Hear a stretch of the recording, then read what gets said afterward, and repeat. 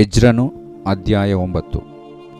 ಇದಾದ ನಂತರ ಪ್ರಧಾನ ಪುರುಷರು ನನ್ನ ಬಳಿಗೆ ಬಂದು, ಇಸ್ರಾಯೇಲರಲ್ಲಿ ಸಾಧಾರಣ ಜನರು, ಯಾಜಕರು, ಲೇವಿಯರು, ಕಾನಾನ್ಯರು, ಹಿತ್ತಿಯರು, ಪೆರೇಜ್ಯರು, ಯಬೂಷಿಯರು, ಅಮೋನಿಯರು, ಮೋವಾಬ್ಯರು, ಐಗುಪ್ತರು, ಅಮೋರಿಯರು ಎಂಬ ಅನ್ಯ ದೇಶಗಳವರ ಬಳಕೆಯನ್ನು ತೊರೆಯದೆ ಅವರ ಅಸಹ್ಯ ಕಾರ್ಯಗಳನ್ನು ಅನುಸರಿಸಿ ತಮಗೂ ತಮ್ಮ ಗಂಡು ಮಕ್ಕಳಿಗೂ ಅವರಿಂದ ಹೆಣ್ಣುಗಳನ್ನು ತೆಗೆದುಕೊಂಡದ್ದರಿಂದ ದೇವಕುಲವು ಅನ್ಯ ದೇಶಗಳವರೊಡನೆ ಮಿಶ್ರವಾಯಿತು.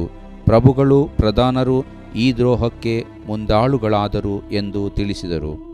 ಈ ವರ್ತಮಾನವನ್ನು ಕೇಳಿದೊಡನೆ ನಾನು ಬಟ್ಟೆ ಮೇಲಂಗಿಗಳನ್ನು ಹರಿದುಕೊಂಡು ತಲೆಯ ಮತ್ತು ಗಡ್ಡದ ಕೂದಲುಗಳನ್ನು ಕಿತ್ತುಕೊಂಡು ಸ್ತಬ್ಧನಾಗಿ ಕೂತುಕೊಂಡೆನು. ಇಸ್ರಾಯೇಲ್ ದೇವರ ವಿಧಿಗಳನ್ನು ಗೌರವಿಸಿದವರೆಲ್ಲರೂ ಸೆರೆಯಿಂದ ಬಂದವರ ದ್ರೋಹದ ಸಲುವಾಗಿ ಕಳವಳಗೊಂಡು ನನ್ನನ್ನು ಕೂಡಿಕೊಂಡರು. ನಾನು ಸಂಧ್ಯಾ ನೈವೇದ್ಯ ಸಮರ್ಪಣೆಯ ಹೊತ್ತಿನವರೆಗೂ ಸ್ತಬ್ಧನಾಗಿ ಕೂತುಕೊಂಡಿದ್ದೆನು. ಆಮೇಲೆ ದೇಹದಂಡನೆ ಮಾಡುವುದನ್ನು ಬಿಟ್ಟು ಹರಿದ ಬಟ್ಟೆ ಮೇಲಂಗಿಗಳಿಂದ ಕೂಡಿದವನಾಗಿಯೇ ಮೊಣಕಾಲೂರಿ ನನ್ನ ದೇವರಾದ ಯೆಹೋವನ ಕಡೆಗೆ ಕೈಗಳನ್ನೆತ್ತಿ ಪ್ರಾರ್ಥಿಸಿದ್ದೇನೆಂದರೆ, ನನ್ನ ದೇವರೇ, ನಾನು ಮನಗುಂದಿದವನಾಗಿದ್ದೇನೆ, ನಿನ್ನ ಕಡೆಗೆ ಮುಖವೆತ್ತುವುದಕ್ಕೆ ನಾಚಿಕೊಳ್ಳುತ್ತೇನೆ.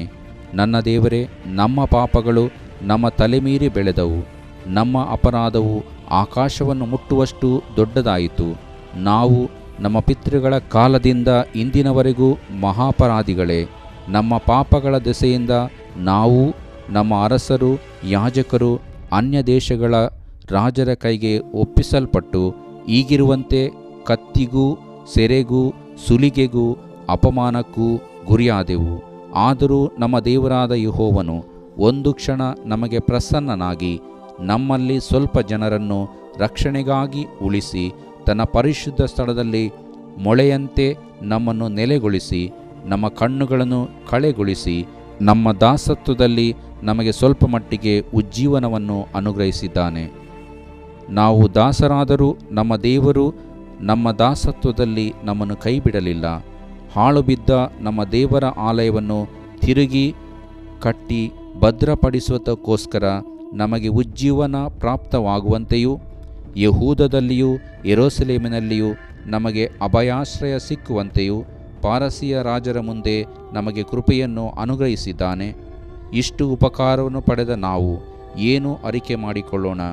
ನಮ್ಮ ದೇವರೇ, ನಿನ್ನ ಆಜ್ಞೆಗಳನ್ನು ಉಲ್ಲಂಘಿಸಿದ್ದೇವೆ ಅಕ್ಕಟ. ನೀನು ನಿನ್ನ ಸೇವಕರಾದ ಪ್ರವಾದಿಗಳ ಮುಖಾಂತರ ನಮಗೆ ನೀವು ಸ್ವತಂತ್ರಿಸಿಕೊಳ್ಳುವುದಕ್ಕೆ ಹೋಗುವ ದೇಶವು ಅನ್ಯ ದೇಶಗಳವರ ಅಶುದ್ಧತ್ವದಿಂದಲೂ ಅವರ ವಿಗ್ರಹಗಳಿಂದಲೂ ಮಲಿನವಾಯಿತು. ಅದು ಒಂದು ಕಡೆಯಿಂದ ಮತ್ತೊಂದು ಕಡೆಯವರೆಗೂ ಆ ವಿಗ್ರಹಗಳ ಅಸಹ್ಯತೆಯಿಂದ ತುಂಬಿರುತ್ತದೆ. ಹೀಗಿರಲಾಗಿ ನೀವು ನಿಮ್ಮ ಹೆಣ್ಣು ಮಕ್ಕಳನ್ನು ಅವರ ಗಂಡು ಮಕ್ಕಳಿಗೆ ಕೊಡಲೂಬಾರದು, ನಿಮ್ಮ ಗಂಡು ಮಕ್ಕಳಿಗೋಸ್ಕರ ಅವರ ಹೆಣ್ಣು ಮಕ್ಕಳನ್ನು ತೆಗೆದುಕೊಳ್ಳಲೂಬಾರದು. ಅವರಿಗೋಸ್ಕರ ಸುಖ ಕ್ಷೇಮಗಳನ್ನು ಎಂದಿಗೂ ಬಯಸಬಾರದು. ಈ ಪ್ರಕಾರ ನಡೆದರೆ ನೀವು ಬಲಗೊಂಡು ಆ ದೇಶದ ಸಮೃದ್ಧಿಯನ್ನು ಅನುಭವಿಸಿ ಅದನ್ನು ನಿಮ್ಮ ಸಂತಾನದವರಿಗೆ ಶಾಶ್ವತ ಸ್ವಾಸ್ಥ್ಯವನ್ನಾಗಿ ಬಿಡುವಿರಿ ಎಂದು ಹೇಳಿದೆಯಲ್ಲ. ನಮ್ಮ ದುಷ್ಕರ್ಮ ಮಹಾಪರಾಧಗಳ ನಿಮಿತ್ತವಾಗಿ ಇಷ್ಟೆಲ್ಲ ಕೇಡು ಬಂದರೂ ನಮ್ಮ ದೇವರಾದ ನೀನು ನಮ್ಮ ಪಾಪಗಳಿಗೆ ತಕ್ಕಂತೆ ನಮ್ಮನ್ನು ದಂಡಿಸದೆ ನಮ್ಮಲ್ಲಿ ಇಷ್ಟು ಮಂದಿಯನ್ನು ಉಳಿಸಿದಿ. ಹೀಗಿರುವಲ್ಲಿ ನಾವು ತಿರುಗಿ ನಿನ್ನ ಆಜ್ಞೆಗಳನ್ನು ಮೀರಿ ವಿಗ್ರಹಾರಾಧಕರಾದ ಈ ಜನರ ಸಂಗಡ ಬೀಗತನ ಮಾಡುವುದು ಯೋಗ್ಯವೋ? ಹಾಗೆ ಮಾಡಿದರೆ ನೀನು ನಮ್ಮ ಮೇಲೆ ರೌದ್ರಾವೇಶವುಳ್ಳವನಾಗಿ ಯಾರೂ ತಪ್ಪಿಸಿಕೊಂಡು ಉಳಿಯದಂತೆ ನಮ್ಮನ್ನು ಮುಗಿಸಿ ಬಿಡುವಿಯಲ್ಲವೋ? ಯೆಹೋವನೇ, ಇಸ್ರಾಯೇಲ್ ದೇವರೇ, ಹೀಗಿರುವಷ್ಟು ಜನರನ್ನು ನಮ್ಮಲ್ಲಿ ಉಳಿಸಿದ್ದರಿಂದ ನೀನು ಧರ್ಮ ಸ್ವರೂಪನೆಂದು ಪ್ರಕಟವಾಯಿತು. ನಾವಾದರೂ ನಿನ್ನ ದೃಷ್ಟಿಯಲ್ಲಿ ಅಪರಾಧಿಗಳು. ಈ ನಮ್ಮ ದುಷ್ಕೃತ್ಯದ ನಿಮಿತ್ತವಾಗಿ ನಿನ್ನೆದುರಿನಲ್ಲಿ ನಿಲ್ಲಲಾರೆವು ಎಂಬುದೇ. ದೇವರು ಪ್ರೀತಿಸುವ ಪ್ರೀತಿಯ ಬಿಗ್ ಜೆ ಟಿವಿ ಪ್ರಿಯ ವೀಕ್ಷಕರಿಗೆ ನಮ್ಮ ಕರ್ತನಾದ ಯೇಸು ಕ್ರಿಸ್ತನ ಹೆಸರಿನಲ್ಲಿ ನಿಮ್ಮನ್ನು ವಂದಿಸ್ತೇವೆ. ಬನ್ನಿರಿ ಪ್ರಿಯರೇ, ಇಂದು ನಾವು ಒಟ್ಟಾಗಿ ದೇವರ ವಾಕ್ಯವನ್ನು ಅಧ್ಯಯನ ಮಾಡಿಕೊಳ್ಳೋಣ. ದೇವರ ವಾಕ್ಯವು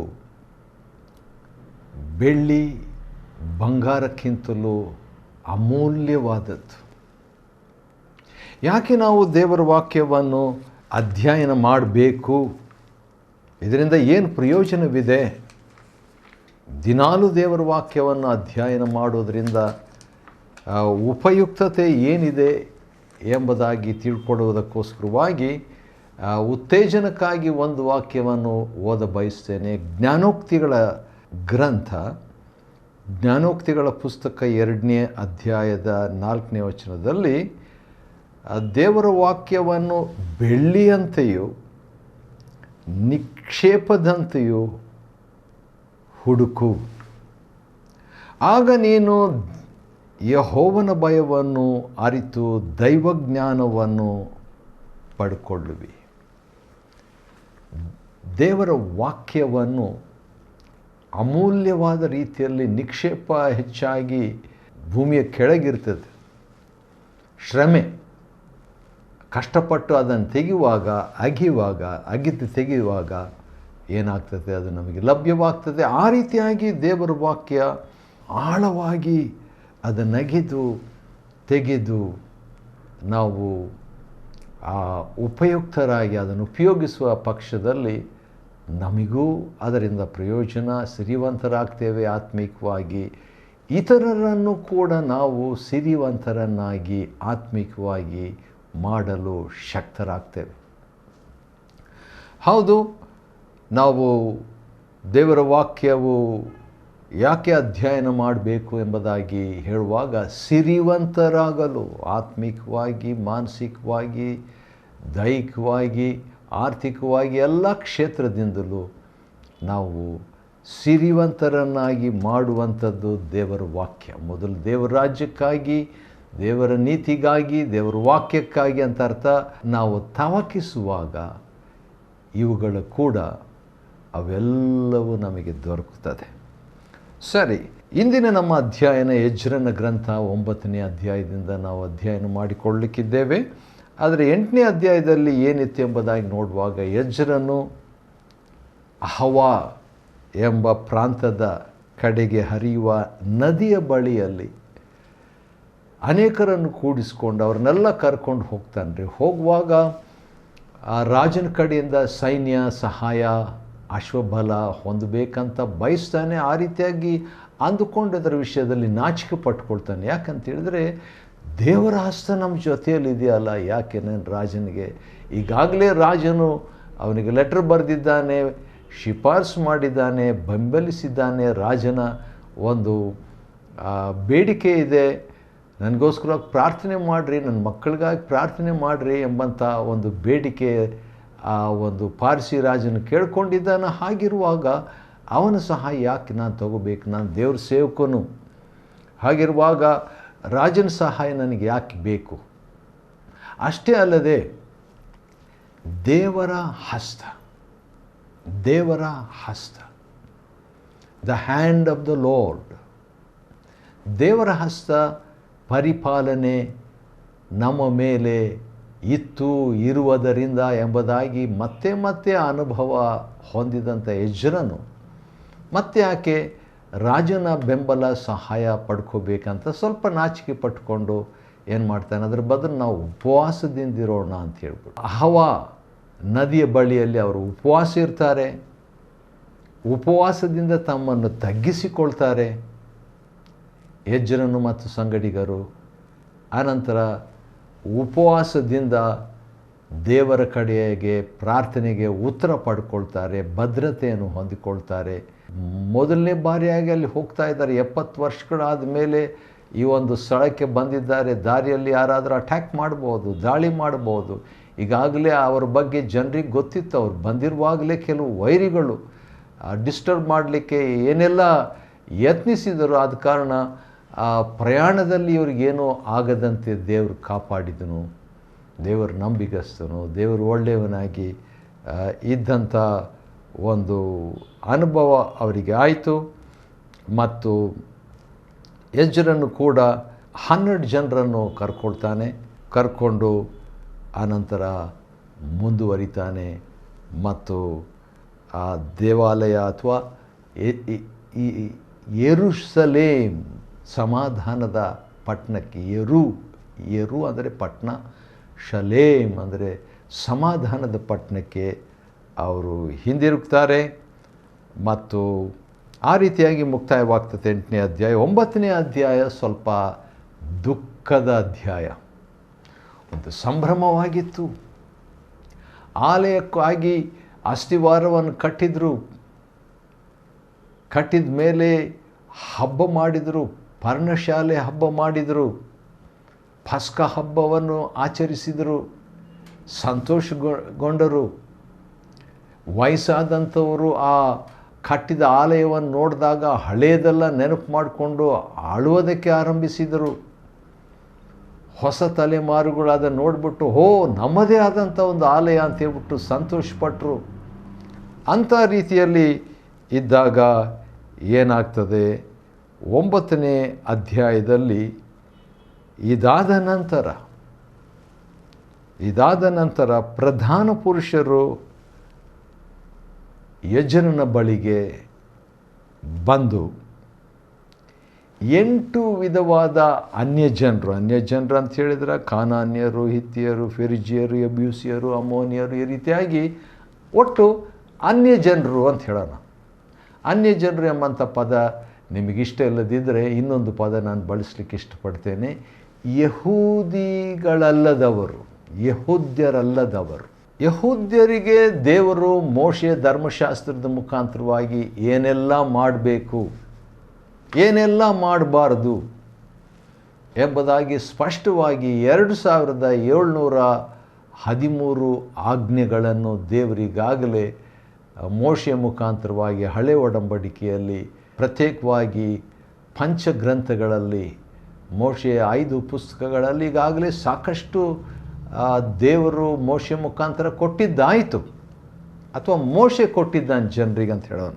ಆದರೆ ಈ ದೇವಜನರು ದೇವರನ್ನು ಬಿಟ್ಟು, ದೇವಾಲಯವನ್ನು ಬಿಟ್ಟು, ದೇವರು ಕೊಟ್ಟ ದೇಶವನ್ನು ಬಿಟ್ಟು, ದೇವರು ಕಳಿಸಿದ ಪ್ರವಾದಿಗಳಿಗೆ ಬೆನ್ನು ತೋರಿಸಿ, ದೇವರ ಮಾತನ್ನು ಲಾಲಿಸದೆ, ಧರ್ಮಶಾಸ್ತ್ರವನ್ನು ಪಾಲಿಸದೆ, ದೇವರ ಹಬ್ಬಗಳನ್ನು ಮಾಡದೆ, ದೇವರ ವಾಕ್ಯದಲ್ಲಿ ಇಲ್ಲದಂಥವುಗಳನ್ನು ಮಾಡುತ್ತಾ ಇದ್ದುದರಿಂದ ದೇವರ ಶಿಕ್ಷೆ ಅವರಿಗೆ ಬಂತು. ಅವರು ತಮ್ಮ ಸ್ವಾತಂತ್ರ್ಯವನ್ನು ಕಳ್ಕೊಂಡ್ರು, ತಮ್ಮ ಬಾಧ್ಯತೆಯನ್ನು ಕಳ್ಕೊಂಡ್ರು. ಅವರು ತಮ್ಮ ದೇಶವನ್ನು ಬಿಟ್ಟು ಗಡೀಪಾರಾಗಿ 70 ವರ್ಷಗಳು ಸುಮಾರು ಅವರು ಬಾಬೇಲ್ ಅಂದರೆ ಗಲಿಬಿಲಿಯಲ್ಲಿ ಸಿಕ್ಕಿಕೊಂಡವರಾಗಿದ್ದರು. ಅಂಥ ಸಂದರ್ಭದಲ್ಲಿ ಏನಾಯ್ತು ಅಂತ ಹೇಳಿದ್ರೆ, ದೇವ್ರನ್ನ ಮರ್ತು ಬಿಟ್ಟಿದ್ರು, ದೇವ್ರ ವಾಕ್ಯವನ್ನು ಮರ್ತು ಬಿಟ್ಟರು, ದೇವಾಲಯ ಮರ್ತು ಬಿಟ್ಟರು, ದೇವರ ಯಜ್ಞ ಸಮರ್ಪಿಸುವುದನ್ನು ಮರ್ತು ಬಿಟ್ಟರು, ಹೋಮ ಇವೆಲ್ಲವನ್ನು ಮರ್ತು ಬಿಟ್ಟಿದ್ರು. ಆದ ಕಾರಣ ಅವರೇನು ಮಾಡಿಬಿಟ್ರು, ಅನ್ಯರಂತೆ, ಯಹೂದ್ಯರಲ್ಲದವರಂತೆ ಅವರು ಕೂಡ ನಡೆಯೋದಕ್ಕೆ ಪ್ರಾರಂಭ ಮಾಡಿದ್ರು. ಅದನ್ನು ಹೇಗೆ ಪ್ರಾರಂಭ ಮಾಡಿದ್ರು ಅಂತ ಹೇಳಿದರೆ, ನೋಡಿದರೆ ಯಹೂದ್ಯರು ಯಹೂದ್ಯರನ್ನೇ ಮದುವೆ ಆಗಬೇಕು ಎಂಬುದಾಗಿ ದೇವರ ನಿಯಮವಿತ್ತು. ಆದರೆ ಇವರೇನು ಮಾಡ್ತಾರೆ, ಯಹೂದ್ಯರಲ್ಲದವರನ್ನು ಮದುವೆಯಾಗಿ ಮಿಶ್ರ ಜೀವನ, ಭಕ್ತಿನೂ ಬೇಕು, ಅಭಕ್ತಿನೂ ಬೇಕು, ದೇವರ ವಾಕ್ಯ ಪ್ರಕಾರನೂ ನಡ್ಕೋಬೇಕು, ದೇವರ ವಾಕ್ಯದಲ್ಲಿ ಇಲ್ಲದಂಥವುಗಳನ್ನು ನಡ್ಕೋಬೇಕು. ಆ ರೀತಿಯಾಗಿ ಇರುವಂಥ ರೀತಿಯಲ್ಲಿ ಮುಖ್ಯವಾಗಿ ದೇವರು ತೊರೆದು ಬಿಡು ಅಂತ ಹೇಳಿದಂಥದ್ದನ್ನು ಇವರು ಪಾಲಿಸಿ, ದೇವರು ಅನುಸರಿಸಬಾರ್ದು ಅಂತ ಹೇಳಿದ್ದನ್ನು ಇವರು ಅನುಸರಿಸಿ, ವಿಶೇಷವಾಗಿ ಅವರು ಅನ್ಯರ ಯಹೂದ್ಯರಲ್ಲದವರನ್ನು ಮದುವೆ ಮಾಡಿಕೊಂಡು ದೇವಕುಲವು ಅನ್ಯ ದೇಶಗಳವರೊಡನೆ ಮಿಶ್ರವಾಗಿಬಿಡ್ತು. ಅದು ನಮ್ಮ ದೃಷ್ಟಿಯಲ್ಲಿ ಅದೇನು ಪರವಾಗಿಲ್ಲ, ಒಳ್ಳೆಯದಲ್ಲ ಅಂತ ನಮ್ಗೆ ಅನಿಸ್ಬೋದು. ಆದರೆ ದೇವರು ಹೇಳಿದರೆ ಆಯಿತು, ದೇವರು ಹೇಳಿದರೆ ಮುಗೀತು, ವಾಗ್ವಾದ ಇಲ್ಲ, ನೋ ಆರ್ಗ್ಯುಮೆಂಟ್. ದೇವರು ಹೇಳಿದ ಮೇಲೆ ಮುಗೀತು, ಫೈನಲ್, ಅಂತಿಮ. ಒಂದು ವಾಕ್ಯ ನಾನು ಓದ ಬಯಸ್ತೇನೆ ಈ ಸಂದರ್ಭದಲ್ಲಿ. 2ನೇ ಕೊರಿಂಥದವರಿಗೆ ಬರೆದ ಪತ್ರಿಕೆಯಲ್ಲಿ 6ನೇ ಅಧ್ಯಾಯ 2ನೇ ಕೊರಿಂಥ 6ನೇ ಅಧ್ಯಾಯ 14ನೇ ವಚನದಲ್ಲಿರುವಂಥ ಒಂದು ವಾಕ್ಯ, ನೀವು ಕ್ರಿಸ್ತ ನಂಬಿಕೆ ಇಲ್ಲದವರೊಂದಿಗೆ ಸೇರಿ ಇಜ್ಜೋಡಾಗಬೇಡಿರಿ. ಧರ್ಮಕ್ಕೂ ಅಧರ್ಮಕ್ಕೂ ಜೊತೆಯೇನು? ಬೆಳಕಿಗೂ ಕತ್ತಲೆಗೂ ಐಕ್ಯವೇನು? ಕ್ರಿಸ್ತನಿಗೂ ಸೈತಾನನಿಗೂ ಒಡನಾಟವೇನು? ನಂಬುವವನಿಗೂ ನಂಬದೇ ಇರುವವನಿಗೂ ಪಾಲುಗಾರಿಕೆಯೇನು? ದೇವರ ಮಂದಿರಕ್ಕೂ ವಿಗ್ರಹಗಳಿಗೂ ಒಪ್ಪಿಗೆಯೇನು?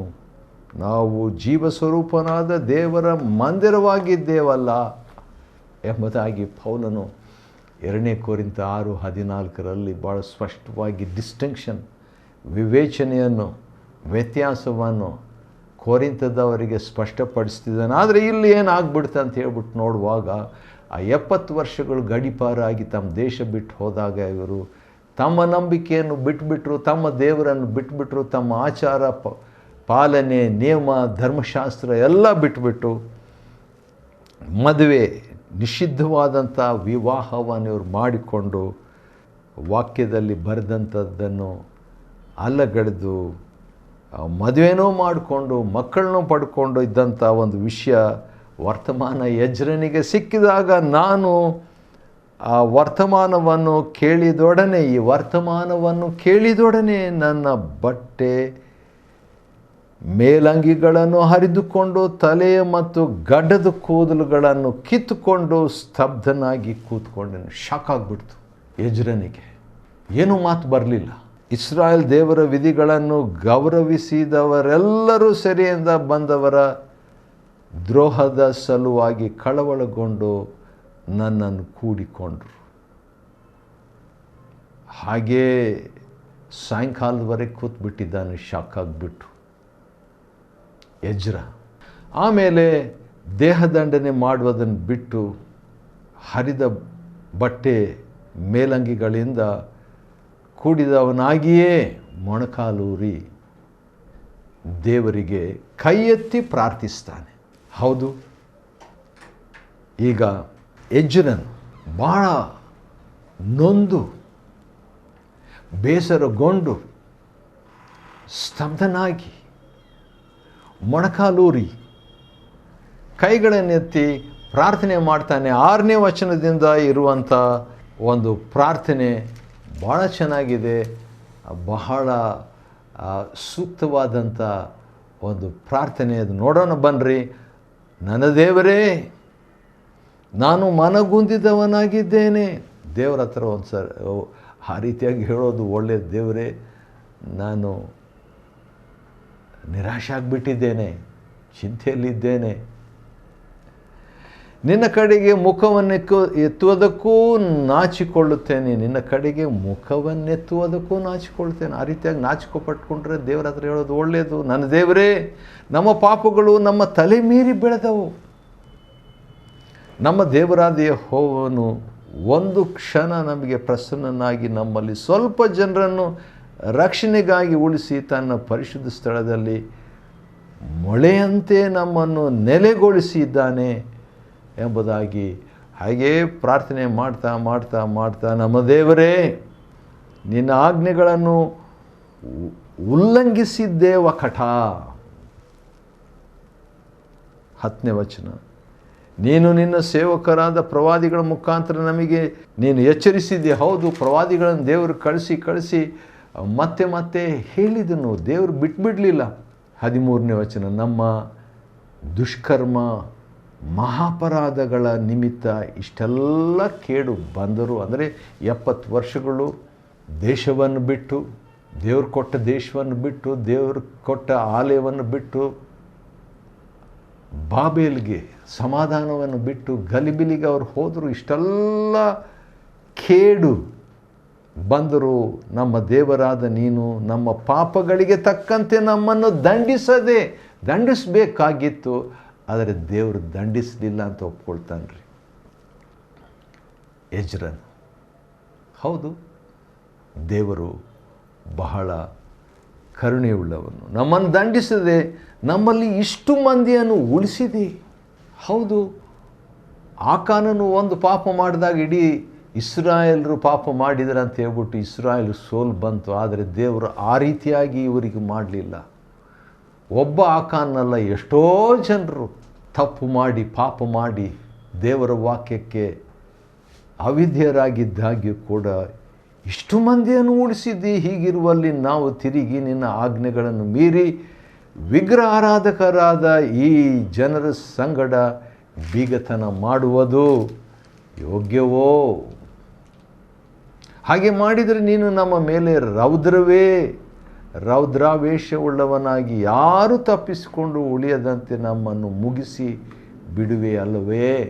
ತನ್ನದೇ ಆದ ರೀತಿಯಲ್ಲಿ ಎಜ್ರನು ಪ್ರೇಯರ್ ಮಾಡ್ತಾ ಇದ್ದಾನೆ, ದೇವರ ಹತ್ರ ಕೇಳಿಕೊಳ್ತಾ ಇದ್ದಾನೆ. ಯೆಹೋವನೇ, ಇಸ್ರಾಯೇಲ್ ದೇವರೇ, ಈಗಿರುವಷ್ಟು ಜನರು ನಮ್ಮಲ್ಲಿ ಉಳಿಸಿದ್ದರಿಂದ ನೀನು ಧರ್ಮಸ್ವರೂಪನೆಂದು ಪ್ರಕಟವಾಯಿತು. ಇಷ್ಟೊಂದು ಜನ ಉಳಿಸಿದ್ದೆಲ್ಲ ನಿನ್ನ ಫೇವರ್, ನಾವಾದರೆ ನಿನ್ನ ದೃಷ್ಟಿಯಲ್ಲಿ ಅಪರಾಧಿಗಳು ಎಂಬುದಾಗಿ ಎಜ್ರನು ಅಂತರಾಳದಿಂದ ಪ್ರಾರ್ಥನೆ ಮಾಡ್ತಾನೆ ರೀ.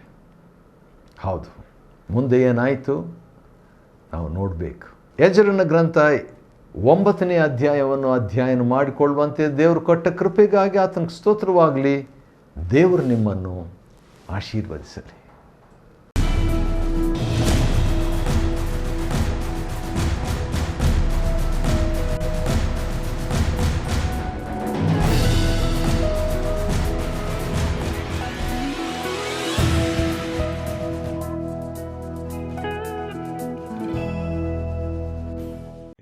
Chapter 9.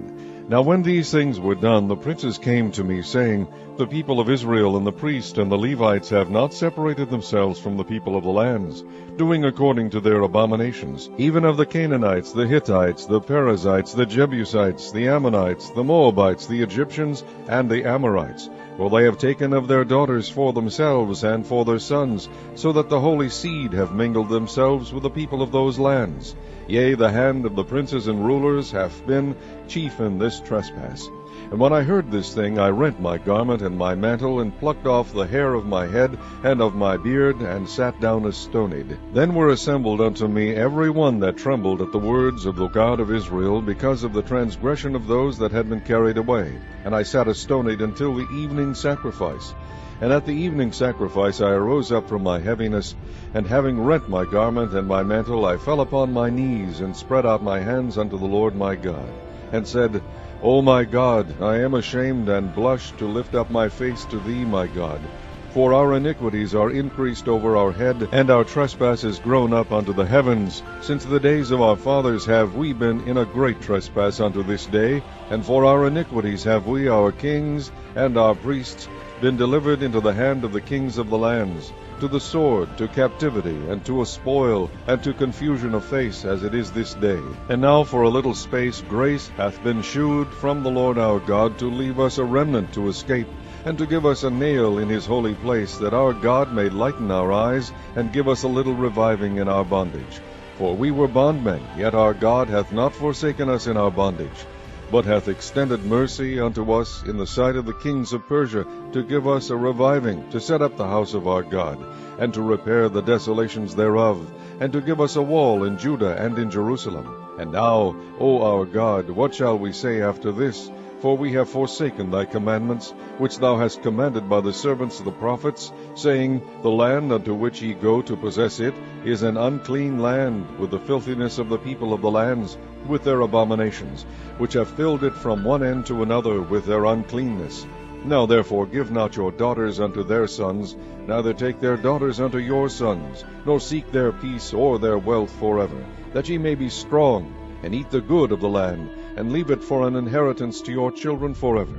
And after that is come upon us, for our evil deeds, and for our great trespass, seeing that thou our God hast punished us less than our iniquities deserve, and hast given us such deliverance as this, should we again break thy commandments, and join in affinity with the people of these abominations? Wouldest not thou be angry with us, till thou hast consumed us, so that there should be no remnant nor escaping? O Lord God of Israel, thou art righteous, for we remain yet escaped, as it is this day. Behold, we are before thee in our trespasses, for we cannot stand before thee because of this.